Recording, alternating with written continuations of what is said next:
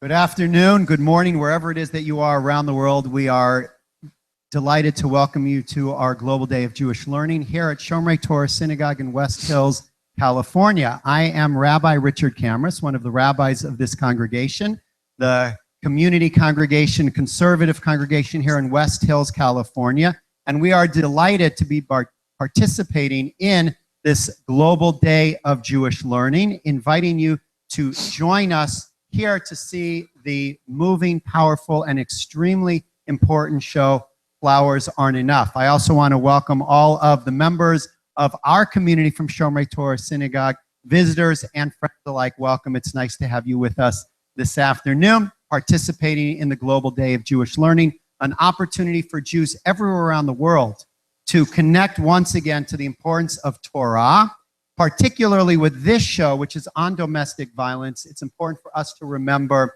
the very first verse in chapter 1 of Genesis, chapter 1, verse 26, where God teaches us that we are all created in the image of God, that we all have to treat each other with infinite value, respect, and dignity. And this show that is going to be played by Naomi Ackerman, it was directed and written by her as well. She will be introducing us to the theme of domestic violence and the fact that it goes against every principle of Jewish life, which, as I said before, is that we need to treat each other, whether we are close to them or distant from them, with absolute dignity, respect, and equality. Thank you again for joining us here and afar. Once again, Rabbi Kamras from Shomrei Torah Synagogue. Enjoy the show. You will have time afterwards to ask the actress Naomi questions. You can type them into your computer and she will be able to answer them for you. Without further ado, flowers aren't enough.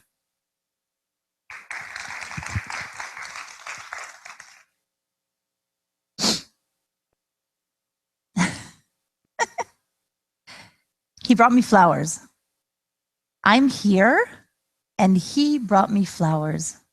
I own a flower shop, and he still insists on bringing me flowers. Just once, I'd be so happy if he brought me jewelry or chocolate, or you know something, I wouldn't mind if he brought me something really silly. You know those teddy bears that have their arms stretched out like this, and there's a little heart in the middle, and it says, I love you this much. What, it costs $1, maybe $2? But no, he always shows up with flowers, huge bouquets of flowers, roses and daisies, and there's always a note attached. To my beloved, to my precious. That's how it all began. He used to show up at my doorstep, and he would say, here, these are for you. In my entire life, no one had given me one flower, let alone a bouquet of flowers. In my entire life, no one had showered me with so much love and affection. But for all of that love and affection, there was a price to be paid, a price that I noticed only many years later. It started out with my clothing. He used to look at me and he would say, why is your skirt so short, huh? And the shirt, does it need to be that tight? Why are you dressed like that, huh? Because this is the way I like to dress. And I didn't have some intellectual reply to say back to him. I didn't have something smart to say. That was the way I like to dress. And it didn't seem like such a big deal to dress a little bit differently. He then would look at me and would say, why the makeup? Why the mascara? You're so beautiful. You don't need makeup at all. Really? You think I'm beautiful? You are the most beautiful woman in the world. Hello, you're looking at me. Come on, seriously. Well, if he thinks that I'm the most beautiful woman in the world, is there any reason to bother with makeup? I mean, he said that I'm amazing. And in the course of a few short months, my life took a turn from the direction that it was going in. I stopped working at this part-time job because he didn't like my boss. And to be honest, I didn't really like that boss either. I stopped hanging out with my girlfriends because he said that we gossip too much and that we talk about shopping and that I have him. You don't need them. I used to dance in this Israeli dance group. We would have rehearsals on Mondays and Wednesdays, and he would look at me in the most loving eyes, and he would say, you know, on those days that you're at rehearsals, we could be spending time together. We could be going to the movies, hanging out. Such a shame that you're wasting your time on those silly rehearsals. And I left the dance group. Now, don't misunderstand me. He did not make me do those things. He did not yell at me. He didn't say, you have to. He convinced me. And it was so wonderful to have this amazing man on my side. It was so wonderful to have this great boyfriend that whenever I asked him something, he always had a good answer. It was so nice to lean on someone that I didn't notice that slowly he was taking control of my life. But I was in love. Isn't love amazing? No love in Shomer Torah Synagogue here in Woodland Hills, California? Love, you know, that feeling that makes you go crazy, that feeling that makes you do things that maybe you wouldn't usually do. I'm positive that everyone sitting here today, everybody watching all over the globe, everybody in their lifetime has done something a little bit out of character that they might be a little embarrassed about in the name of love. I see people laughing. I'm not going to ask you what it was. It's okay. Love. What is it about that small little word that makes people go completely crazy in the name of love? My parents didn't really like him. And to be honest with you, at that point in my life, it didn't feel like my parents liked me. And they couldn't understand why we decided to get married. Oh, you're so young. There's so many fish in the sea. You got to take the first one that you found. I mean, seriously, wait a little bit. You see, my parents could see so many things that I couldn't. But to me, this guy was Prince Charming. He was tall, dark, handsome. He wanted to go to law school. I mean, this is every Jewish mother's wet dream. Seriously, law school, he wants to be a lawyer. This was like winning the lottery. When you win the lottery, you say, thank you very much, and you embrace it. You don't say, excuse me, I have some reservations. I really don't want the $1 million. And I had reservations. There were these little red lights that were going on and off that I chose to ignore. Like one time I fell asleep at my sister's house, and I got to his house about an hour after we said that we would meet. And when I walked in the door, he was so angry at me. What is your problem? You are an hour late. I have been sitting here and waiting for you. Couldn't you pick up the phone, you stupid fat cow? Wow. Come on, I was just an hour late. And you know, I knew he shouldn't be yelling at me. It didn't feel right. But there was also a side of me that knew that he was worried about me. That's why he was late. I mean, that's why he got angry that I was late. He wanted to know where I was. And I know that this might sound a little bit ridiculous, but there was something flattering about the fact that he would get so angry because I was late. There was another time where we were stuck in a traffic jam, and he was sitting next to the wheel and I was sitting next to him, and the traffic jam was for miles. And we're sitting there and listening to music, and suddenly he turns his head to me and he says, you know, we're stuck in this traffic jam because of you, just because of you, because of me. What did I do? Shut up! There was nothing flattering about that. That's ridiculous. How could we possibly be? No. Men in cars, no offense, but there's a whole thing going on there. They like fast cars, they like nice cars. And you know, when men are driving, they immediately assume that if a woman's in a car or if somebody does something wrong, it's a woman in the car. When I'm driving by myself, I hear endless, patent, hey, lady, where'd you get your license? You buy it in the market? No, yalla. If you were riding on a camel, you'd get there quicker. Yalla, tistemei tapesh לך תזוזי כבר מהעיניים שלי מטומטמת. And I sit quietly. I don't say anything. I let it go by. So what's the big deal? He got a little bit angry in the car. This is my husband-to-be. This is the man that I am going to marry, and I wanted so badly to get married. I wanted to wear that long white dress and stand underneath the chuppah. And I was positive that the moment we get married, everything will be okay. No, the moment we get married, we will live happily ever after, just like in the fairy tales. So we ended up having this amazing wedding. And a while back, I was leafing through the photo albums from my wedding. And as I was looking at the pictures, I suddenly noticed that I'm not in touch with any of the people that were at my wedding. I'm looking at these people sitting around tables. Some of them are dancing, some of them are singing, some of them are, I don't know what they're doing. And I couldn't understand why. Why they don't know about my secret, I knew very well. But why don't I know where they live, what they're doing, if they have children, what's happened with their life? When did that happen? How did I let that happen? I couldn't remember. The first time that he hit me was on our wedding night. We went to this really fancy hotel, and I left my sandals outside the bathroom door. And he went in to take a shower. He came out, he tripped, he stubbed his toe, and he was so mad at me. What is your problem? Don't you understand that you're not alone? Don't you understand that you need to be considerate? I mean, seriously, just leaving your things lying around? I mean, couldn't you think about me a little bit, huh? I was in a complete state of shock. In my entire life, no one had raised a finger on me ever before, ever. I'm so sorry. I didn't mean to. What? The guy just hit me and I'm apologizing? What are you doing? What are you doing? What are you doing? Ugh, there is nothing more annoying than stubbing your toe. I don't know how the mechanism works, but it's like in 2 seconds, you have pain all over your body. There is nothing more humiliating than being smacked on your wedding night. And he came really close to me, and he touched my hair, and he touched my cheek, and he looked at me and he said, oh, baby. Oh, sweetheart. I didn't mean it. I don't know what happened. It just happened. I love you. I love you more than I love myself. I would never hurt you. Come on. It's our wedding night. You don't need to make a big deal out of this. It's nothing. No big deal at all. Come on. My wife. I love you. I love you. We had been married for 4 hours. My wedding gown was draped on the chair in the corner of the room. What was I supposed to do? Get up and leave? Where was I going to go? I had no money. I had no clothes. I had a wedding gown, a nightgown, and a dress for tomorrow. I mean, 4 hours ago, we were singing and dancing. And I know what happened. We were drinking. And you know what? We're real nerds. We never drink. And here we were having tequila and having wine. And we got a little bit drunk. That's what happened. I mean, did he try and beat me up? Did he beat the crap out of me? Did he try and kill me? No, he slapped me once. I mean, come on, I have a little sister. We fight all the time. There was one time she said something, I said something. I don't even remember what we were fighting about. I slapped her.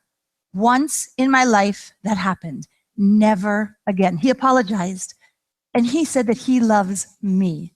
I do not need to make a big deal out of this. It's nothing. Nothing.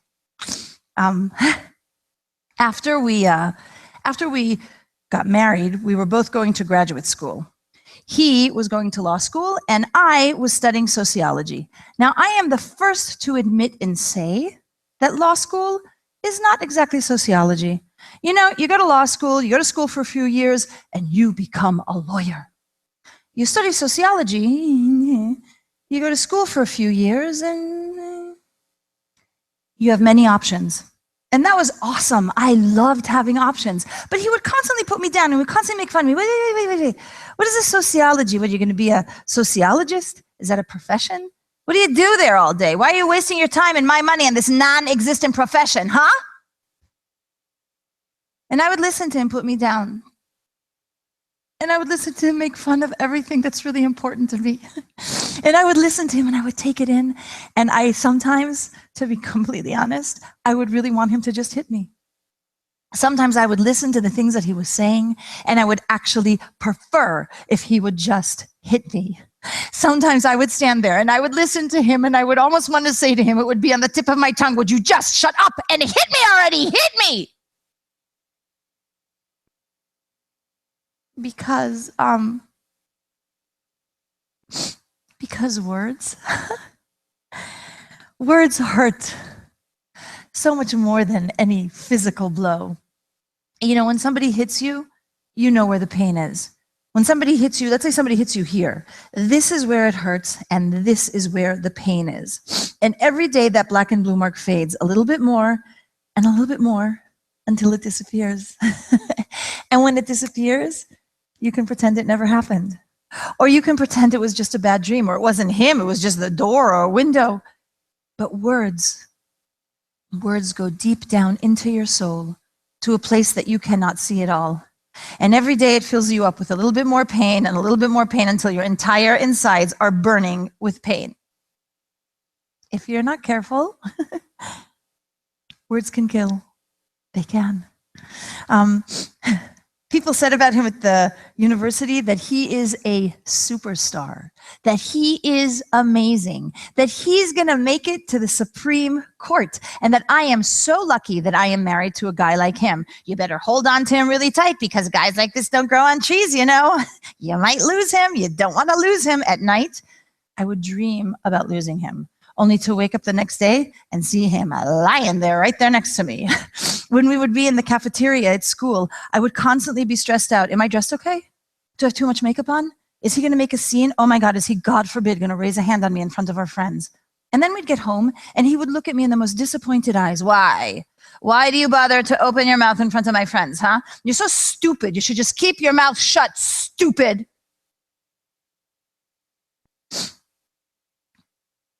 And I got to tell you that if somebody says to you again and again, you're stupid, you're stupid, you're stupid, it really doesn't matter how smart you felt beforehand. It doesn't matter how smart you knew you were beforehand. It doesn't matter how much proof you have, black on white. Look, it says here that you are one smart cookie. If someone says to you day in and day out, you're stupid, you're stupid, you're stupid, in the end, you will believe that you are stupid. And I said to myself, hey, I am married to Mr. Incredible. Doesn't that make me Mrs. Incredible in some equation? I don't need to stay in school. I'll be his wife. And I left school and I thought to myself, you should be so happy. You're married to the judge. But I wasn't happy. And when I left school, the violence escalated. And as the violence escalated, I became silent. I couldn't fight back. I couldn't answer back. And for the life of me, I could not understand, how could this be happening to me? This doesn't happen to people like us. We're the good guys. We went to private schools. We went to summer camps. He's going to law school. A nice Jewish boy going to law school doesn't beat up on his wife for no reason. This is my fault. I'm probably not cooking enough, not cleaning enough, definitely not smart enough, couldn't even stay in school. Desperately, I wanted to figure out, what am I doing wrong? Because I thought if I would just change it, then he would stop. But what I didn't understand is that this wasn't about me. This was about him. Now you might be sitting and saying, why didn't you get up and leave? Couldn't you see the writing on the wall? Well, it wasn't that simple. We had a whole life together. We had a mortgage, we had a bank account, and everybody adored us. Everybody thought that we were this in love couple. And that wasn't a lie. Sometimes he would come home and he would tell me the funniest jokes. I would laugh so hard, my stomach would hurt. I had never met anyone with a sense of humor like his. And he would be kind and gentle and loving. And it was like Dr. Jekyll and Mr. Hyde. There was one guy was the really nice guy, and the other guy was the violent guy. And I said, concentrate on the good guy, and you will see magic will come. Poof. And the bad guy, he'll just disappear. But unfortunately, in real life, there's no magic. And if you have a problem and you choose to ignore it, well, it doesn't disappear. It just gets bigger and bigger and bigger. And most important is that these were not two separate guys. This was one man. One man.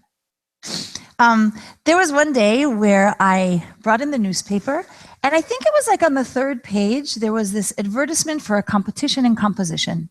And it said that if you write so and so many words, you can submit it, and there's a huge prize for whoever wins first prize. And I thought, wow, I know how to do that. When I was in high school, I used to write these short stories, and I even won first prize once, and I had a picture with the mayor and the newspaper, and I thought, hey, if I have a talent, he can't change that. I know how to write. He can't make me not write. I'm going to write a story and I'm going to win first prize because I can. And I sat down and I was writing the story, and it was really exciting. And he came home from the university. He came home from the university and he opened the door and he saw me sitting at the computer with the corner of his eye. What are you doing? Huh? What are you doing? How many times have I told you not to touch my stuff? Huh? How many times have I told you not to touch the computer? I swear, I'm not doing anything. I'm just writing a short story. Didn't even touch your stuff. Opened a new window. What do you mean you opened a new window? What do you mean? You don't have to get upset. I didn't even touch what you were doing. What do you mean you're writing a story? Since when did you stop? Stop! You're hurting me! You're hurting me! Stop!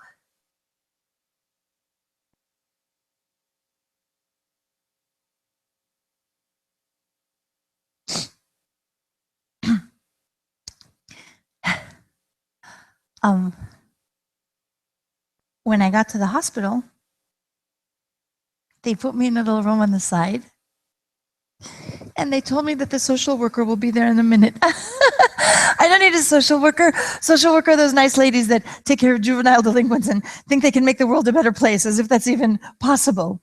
But they sent her in anyway. This beautiful lady with big blue eyes walked into the room. What happened? Would you like me to call the police? Social worker, police, soon you're going to put me on welfare. Did you see my address? Did you see where I live? I'm not one of those people. This is not what you're thinking. Really, I'm just a klutz. I fell down the stairs. There was this banister. This is not what you're thinking. This is so not what you're thinking. How do you know what I'm thinking? And suddenly it became very silent in the room. And in the silence, all I could hear in my ear was his voice threatening me. And his voice saying to me, "You tell anyone, I will kill you. Do you think someone will believe you? It'll be my word against yours. You open your mouth, I will kill you." Can you hear me? Can you hear me? He wasn't in the room. He wasn't even in the hospital. He was sitting miles away at home. And all I could hear in my ear was his voice threatening me and paralyzing me and making sure that I keep my mouth shut. Can you hear me? Can you hear me? Can you hear me? And then the social worker came really close and she put a piece of paper in my hand. And on the piece of paper it said Sandy and there was a phone number. And she closed my hand and she came really close to me and she looked straight into my eyes and she said, "This isn't your fault. And you don't need to be alone. I can help you. I want to help you. So when you're ready, call me. Okay?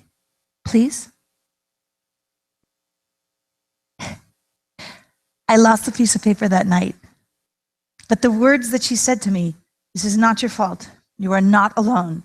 Call me," somewhere must have sunk in because a lot later, I remembered those words.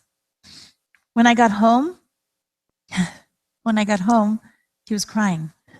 He was crying when he saw that I had a black eye, and he was crying when he saw that I had stitches across my chin. And he was crying when he saw that I had a cast on my arm. And he was crying and begging for forgiveness. "Oh, baby. Oh, sweetheart. I am so sorry. I'm so sorry. This will never happen again. You have to forgive me. Please don't leave me, because if you leave me, I will die. If you leave me, I will have to kill myself. Please don't leave me. Please forgive me. Please forgive me. Forgive me. Forgive me."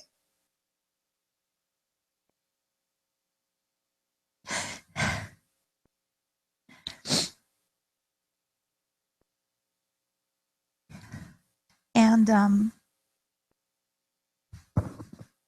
I forgave him. I forgave him because I believed him. I forgave him because I didn't know how not to forgive him. And I forgave him because I wanted to be a good person. I wanted to see the half full part of the glass. I mean, come on, what kind of a world would this be if we did not have forgiveness for the people that we cared about?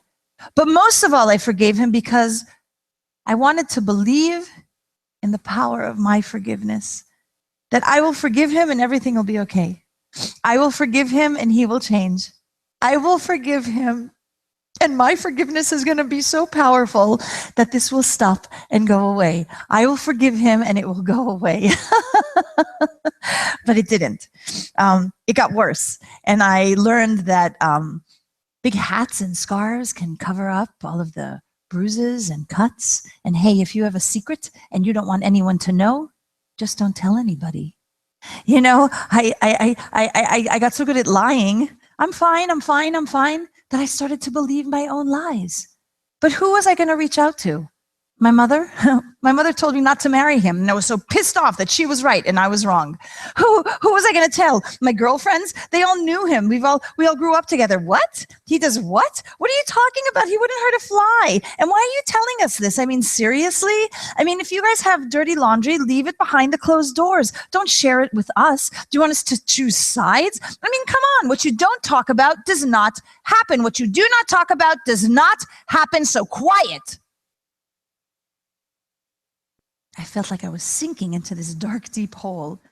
And I'm sitting at the bottom, and there is not a ray of sunshine. And I'm sitting there in the dark, silent, because what you do not talk about does not happen. Shh. One time after the most ridiculous fight, I mean, he was out of control. He sent me this enormous bouquet of flowers. I opened the door. You couldn't even see the messenger guy. There were flowers, flowers, flowers, and then two skinny legs wearing jeans. The guy had to like kick in the bouquet. And as I'm holding the bouquet, I see there's a note, and it says, "To my beloved who loves flowers." Bing, bing, bing. It was like a light bulb went off in my head. Hey, that's true. I love flowers. I know. I'm going to do something with my life. I'm going to open a flower shop. I'm going to have some income. I'm going to make a difference. And I started getting really excited about this great idea. When he came home from the university, he was a lot less excited about this plan of mine. A flower shop? The hell do you know about flowers? Do you remember that course that I did on flower arrangements at the community center? Well, I was You're going to open a flower shop based on some stupid course that you did at the community center? I am not giving you a penny, not one. So that's okay. I don't need your money. There's a whole group of us, and there's a silent partner, and I'm going to be on the store. We really, seriously? If you fail and if you fall, you will fall alone. Can you hear me? Alone. And I thought that was kind of funny. He's threatening me to be alone. Is there a place lonelier than where I'm at? Is there a loneliness greater than what I feel every day? Fine. Fine. I don't need your money, and I really don't need your help. I just need you to let me do this because I know it's going to be good. So please, please, please, let me do this. Okay?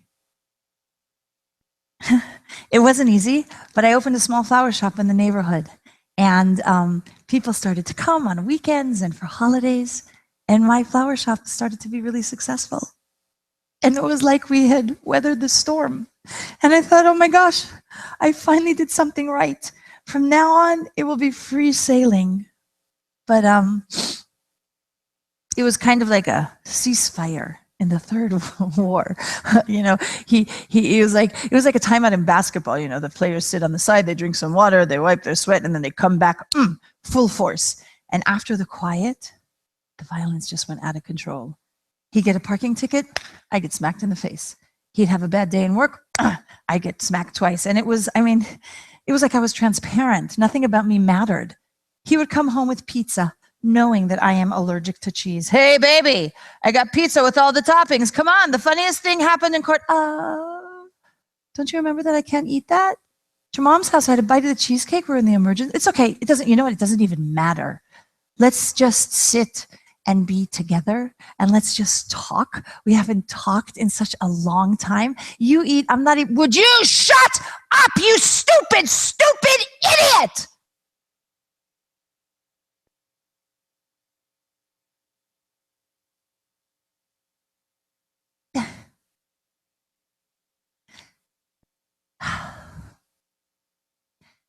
How could it be that he is talking to me like that?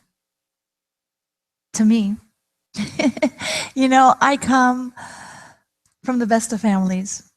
He had money, prestige. Everybody always wanted to be like me.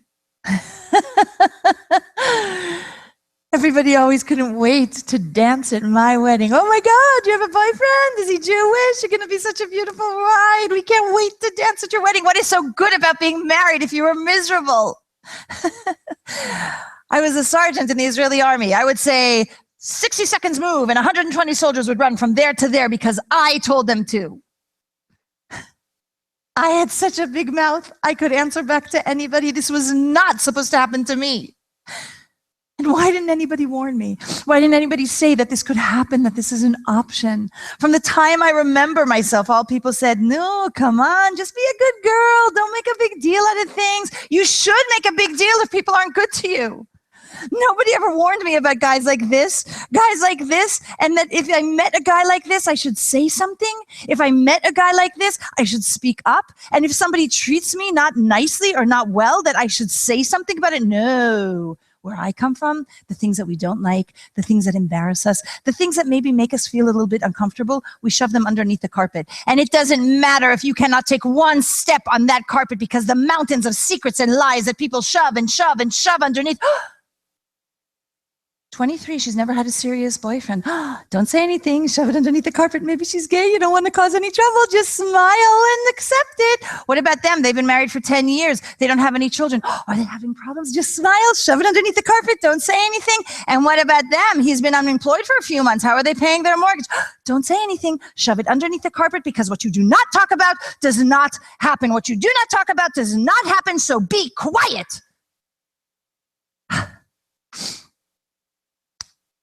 I was lost. My entire life I did everything I was supposed to. They don't come better than I was. And here I am. All I wanted was this violence to stop. I went to school, I went to college, I served in the Israeli army, I did all these things. Who do I need to be to make this stop? You tell me, what do I need? Of course, how did I not think about it? We need to have a baby. And if we have a baby, and we will be a real family, a mother, a father, and a child, he'll understand that I'm not going anywhere. I just need the violence to stop, and if it'll stop, I will forget and forgive like it never happened. A baby. It was like all of the lights in the world went on at once. I'm going to have a baby, and everything is going to be fine. It was like I found the secret key to the room that I'm going to be able to open. We'll have a child, and it will be wonderful. I was so excited.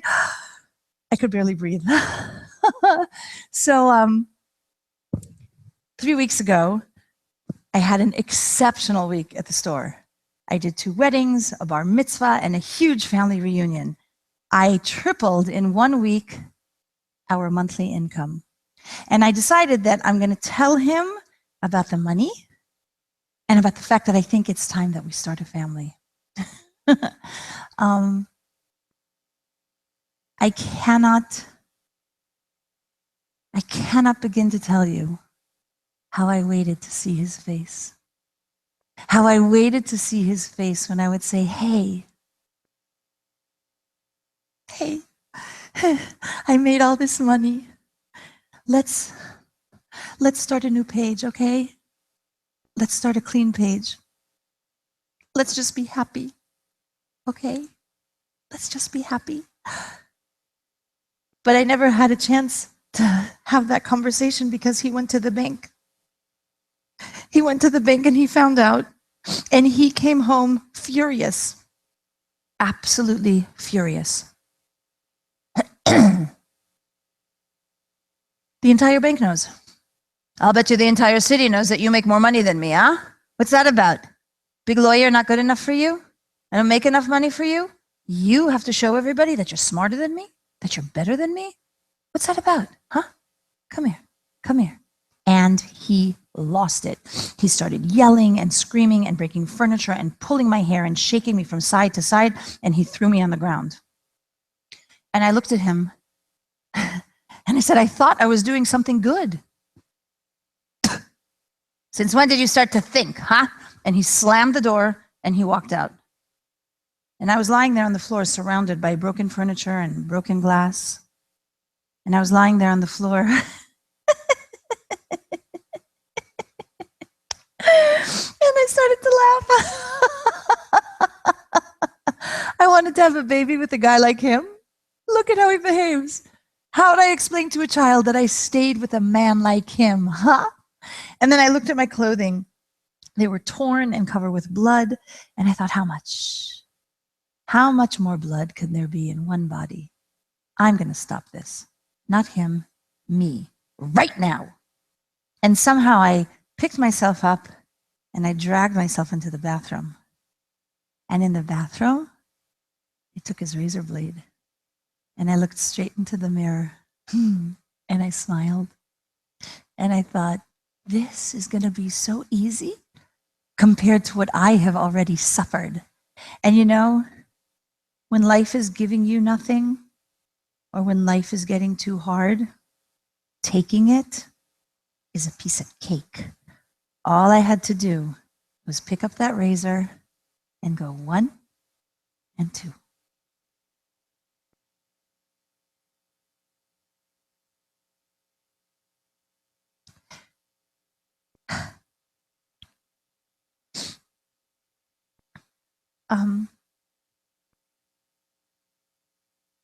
When I When I woke up in the hospital, it was dark outside, and the first rays of sunshine were coming through the window in my hospital bedroom. And there was this beautiful illuminated light, and that light was calling my name. That light said, come, come. And I could almost reach the light. I could feel it on my body, and I thought, it's over. I have reached the next world. I am ba'olam haba. I won. Ugh. And then I heard my mother's voice in back of me, and I knew if my mother's here, not only did I not win, it's not over, it's just beginning. And sure enough, my mother looked at me and she said, Michal, why didn't you tell us? Why didn't you get help? Why didn't you tell the police? Why didn't you go to therapy? Why didn't you? Why? Why is it that at the end, everybody has all the right questions? Why is it that when something is happening, nobody has any good answers? I'm not even saying the right answer. I'm just saying an answer that makes sense. No, only in the end, everybody knows what they would do if they were you. Oh my God, if I were you and I was dating someone and he was yelling at me, I'd never marry him. Good. Oh my God, if I were you and my husband was hitting me, I'd hit him right back. That's why I take kickboxing. Good for you. Oh my God, if I were you, you are not me. So don't you dare judge me for 1 minute. Don't judge me.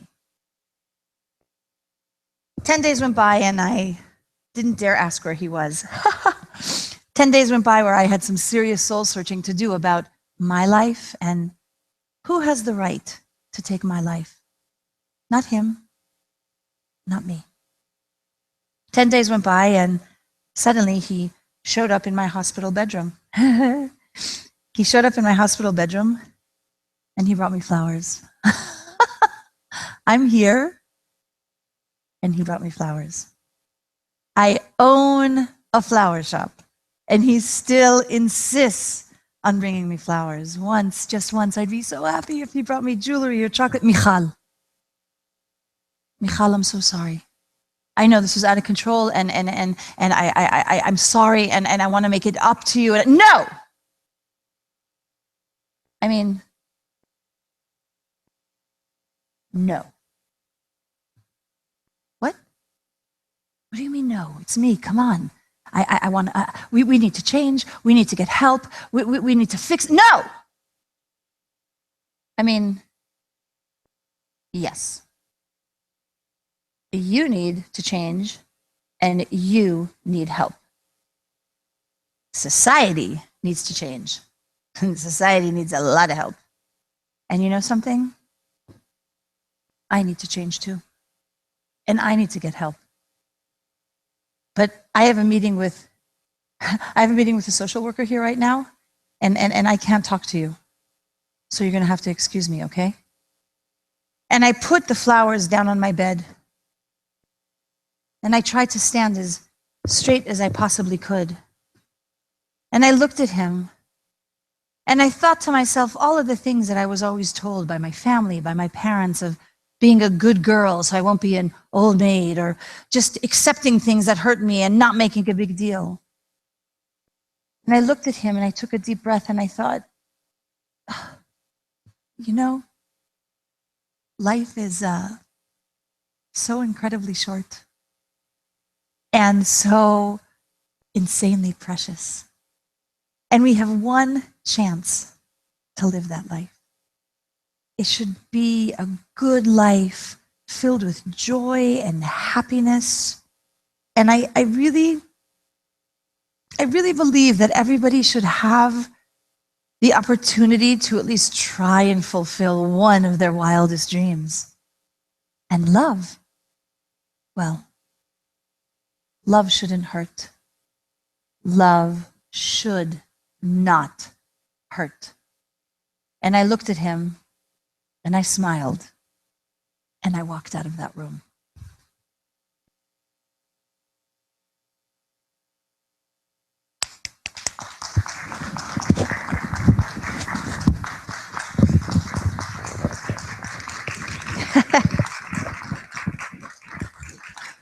All right.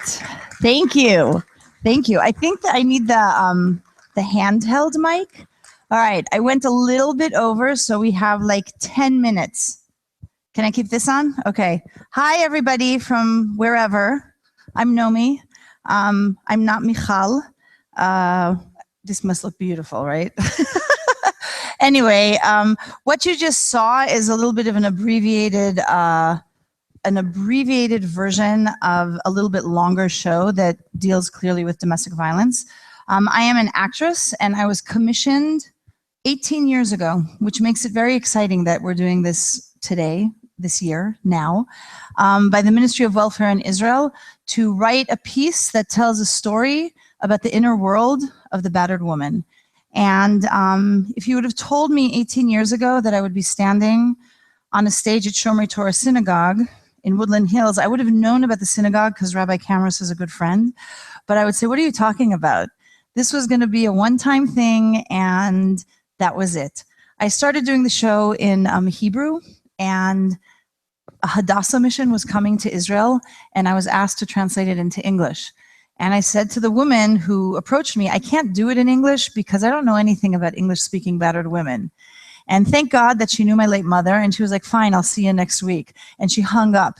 And at that point, I kind of went into hyperventilation, like, how am I going to do it in English? I only know how to do it in Hebrew. And an amazing thing happened that when I translated into English, and I did it for these beautiful, amazing Hadassah ladies who later on kind of brought me to the States and all over the world, is that it worked. And it worked because what you saw today is happening all over the globe. And anyone who is tuned in from around the globe, where you are sitting, this is happening. And this is not extreme. This is mild compared to the stories that I've heard. Anywhere around the world, in any type of relationship, people are using power and control to make people feel bad about themselves. And what I hope with this show that I do is to say it's time to stop. It's time for us as a community to stop. It's time for us as women to stop. And it's time for us also in the Jewish community to say that this happens and that it's not okay. You know, I've performed globally many, many times, and people are always shocked that I'm Jewish and that this could happen to a Jewish girl. And I'm like, yeah, it happens to us too. They don't believe that Jewish boys do it. Everyone does it. And that's not to make us feel better, but it is to say we need to stop it. The flip side is that I'm really proud that everywhere I go, there's always some Jewish community, Jewish laywomen, people from our community that are very much involved in stopping this and saying, we're not going to let it happen. So there's a lot about me and about the show that I can tell, but I do want to take the last 10 minutes that we have to take some questions. And if any questions come in, are there already questions? Oh, wow. Many? Okay, so what I'm going to do for the people that are sitting here, because we can stay after one, if you have a question, I want to stay with you guys, but at one we have to stop, right? Oh, we can go a little bit over time? So why don't we take a question from, are you guys okay if they take a question from someone on the web? And then I so am appreciative of you guys being here, so if you have a question, I want to answer it. Yes? Okay, we have a question online. Did they say from where? No. Okay. We don't have a name or where it's... Okay, that's okay. Violence against women crosses all cultures as being a dirty secret. How does Jewish culture give us more or fewer ways to speak out and overcome victimhood? How does it give our men the tools to be better or behave? Okay, so great question. How does Judaism kind of help us stop this making a secret? Well, I've been doing this work for 18 years, and I think one of the most exciting things is that we're seeing more and more clergy from where I'm standing on a bima talking about this. We are seeing synagogues becoming domestic violence safe places where in the bathrooms there are stickers with hotlines where sisterhoods and women's organizations inside the synagogue are talking about this. Once upon a time, if a woman said that her husband was beating her or abusing her, she would be the one shunned and have to leave the community. And I am happy to say that now, where the work has been done in the community, that's not the case anymore. Rabbis are on many advisory boards and on part of all of the movement of domestic violence that is dealing with this issue, and we're bringing it to the front. Is it enough? Not yet. But I know that Jewish Women International came out once with a request that, every 6 weeks there should be a sermon talking about this. It's not a secret anymore, and it is out. The question is, will the people who it's happening to feel free enough and safe enough to be able to share with us? Because I think now we're educated and we are willing to hear it. So let's take one more from there, and then I want to take from people who are here. Jewish values of forgiveness versus the Jewish values of care and respect. Talk about the line people cross in being too forgiving or unforgivable transgression. That's a really good question, and I am asked it a lot. I perform also not in the Jewish community, and I moved from Israel to the States about 10 years ago, and there's a lot of talk about forgiveness, especially in the United States. I watched a really cool documentary called The F Word, which is about forgiveness. And the whole thing about forgiveness is, I think it's not our job to tell people to forgive. That's the victim's choice. And I'm not also always sure, what does that mean? Does that mean when I forgive, it's okay? Does it mean I will get back to that person? Each situation of domestic violence is very personal and very specific. I don't believe that you need to forgive to move on. You need to forgive yourself for mistakes that you made, for feeling like you were stuck and couldn't do anything about it. I think you need to be at peace. I like the word at peace more than forgiving, because I'm not sure I understand what forgiving is. But yes, you need to know how to stop something that happened and move on. Can you move on together with the perpetrator? It really depends on what happened. And are there things that I can move on with and still live with? Did I get counseling? Did my perpetrator get counseling? Have we gotten counseling together? Have we spoken to a rabbi? Are we spiritually in a place where we can move together? So to me, it's about moving on, less about forgiveness. And yes, Judaism talks a lot about forgiving. We have a whole day that's about forgiving. But does that mean that I have to forgive someone who did something bad to me? It's really individual, and it's up to that person. And I think most of all, we need to listen to ourselves and have compassion for maybe mistakes or bad choices that we made. But that's kind of where I go with that. I want to take a question from here. Yes. Oh, sorry. Don't you think that a woman that is being battered, if she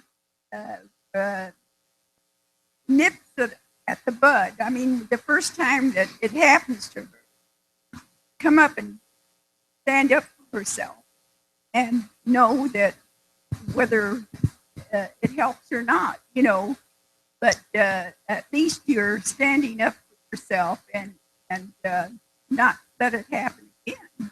I think, first of all, of course, but I also think that's really hard. And, I perform a lot for high school students. And what I talk a lot about is, if we look at the whole beginning of the play, there's never a place where she says, I don't want to quit my job, or I don't want to change the way I dress, or I like wearing makeup. That's who I am. But she wants so badly, she's so affected by his love that it's okay, because those aren't big things. And that's the thing. Domestic violence and interpersonal violence doesn't happen overnight. If I dated someone and they beat me up, that's assault. And that's clear, and it's cut, and usually the victim is like, whoa, I'm going to the police. The thing about domestic violence, what you saw here in the 40 minutes that I kind of condensed the show, the 50-minute show, that's years. So if I'm for years kind of saying, oh, it doesn't matter what I wear, it doesn't matter that I like makeup, I just really want to please him, then he calls me stupid, I'm kind of stupid. Wow, I must be really stupid. It's a process that when I think that's pretty bad too.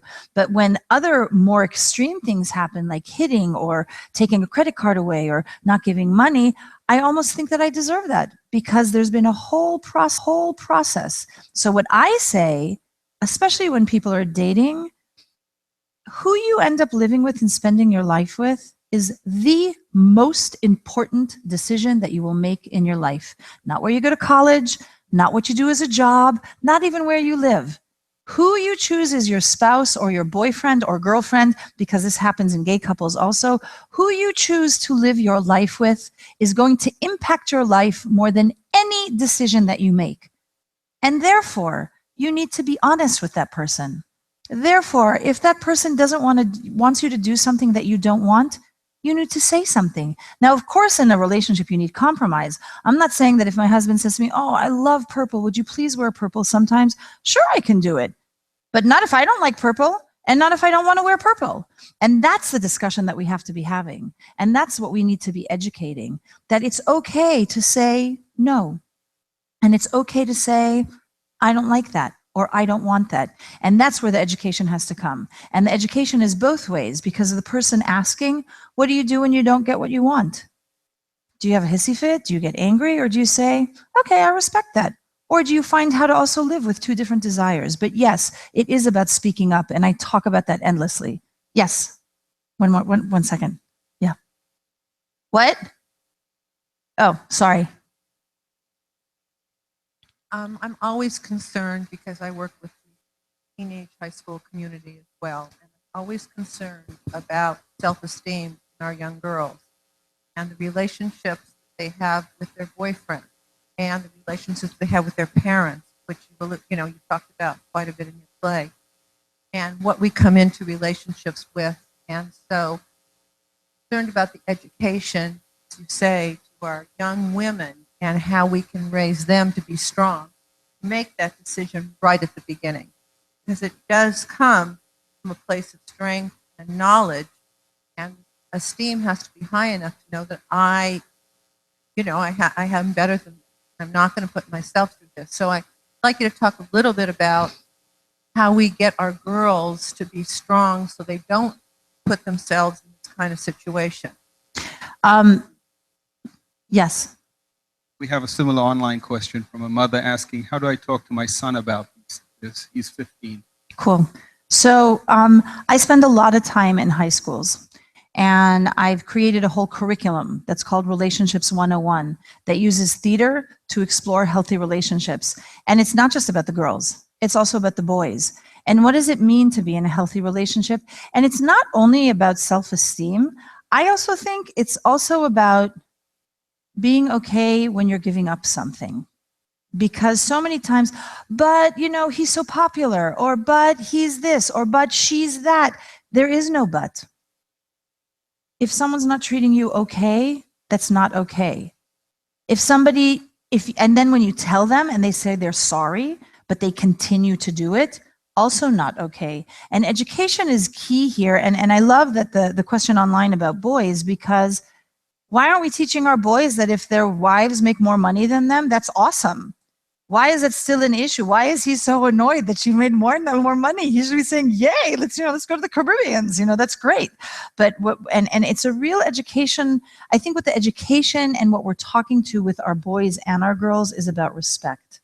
And that yes, we need to compromise. And yes, we need to do things. Of course we should do things for someone that we love. But the question is, how much are we doing?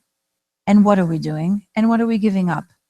And then the question is also not only a question, but you date someone to find out who they are. And if it's not working, then maybe it's not the right fit. And what I have found in the last 15 years, or 18 years, people ask me, what have you seen that has changed? So I see awareness. The Jewish community is talking about it, which is, but what I'm also seeing, which troubles me to no end, that the age of abuse in relationship is getting lower and lower, because the age that teenagers are dating and having these relationships, when I started doing this, I would perform only for 12th grade. Then they said, okay, come do it for juniors and seniors. I'm like, okay. Then they're like, how about 10th, 11th, and 12th? I'm okay. Then I did for an entire high school. And then I got a phone call from a middle school saying, we'd like you to come and do it for 8th grade. I'm like, 8th grade? Are you kidding me? And the guidance counselor said, well, how old are you, Naomi? And I said, not relevant at all to this conversation, but whatever. She says, things have changed since you were in 8th grade. And, I'll admit and say I was still playing with Barbie dolls in 8th grade. But yeah, and I performed for middle school. I think there's a lot of issues in this particular play that might not be need to be adapted. But what the kids were telling me was shocking about the dating situation, about what's happening in their relationships.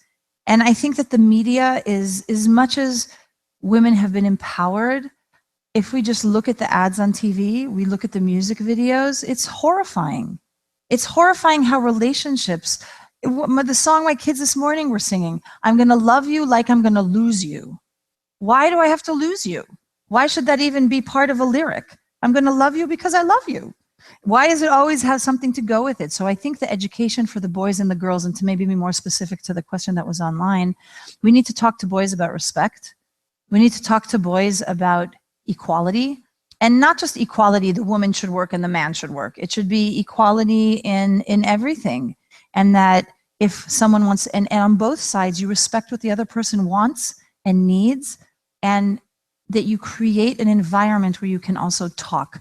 Because to me, and this is what I do a lot of educating about, the whole beginning of the play, and even throughout, there's something, and not that, God forbid, I am blaming the victim, but there's something lacking in her communication to him.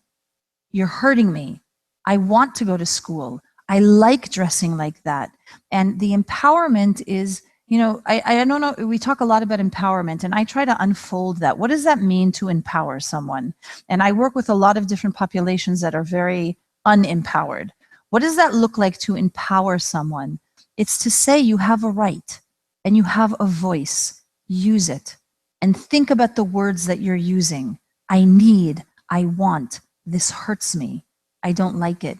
And if that's a message that comes out of here, of using words to express what I need and what I want, then I feel really good about that. Do we have anything more online? Are we done? Are we cutting? Are we done? Are we off? Thank you, Naomi. Thank you. On Thank behalf you of all for everybody coming. Thank you. online And here. before we cut off, if you go to, I think, to the Global Day of Jewish Learning, my email is there. It should be, or it takes you to a website. You can find my email. It's Naomi Ackerman. It's ackerman.naomi@gmail.com. If you did not have time for me to answer a question, please email me. I'm like looking at you. I don't know if I should be looking up. I'm kind of like all over the place. All right. So please email me with any questions. I am the mother of 3 children, and I run an organization called the Advot Project. I'm really busy, but I will answer every email. It just might take me some time. So thank you. Thank you very much. Thank you. All right. So we're off.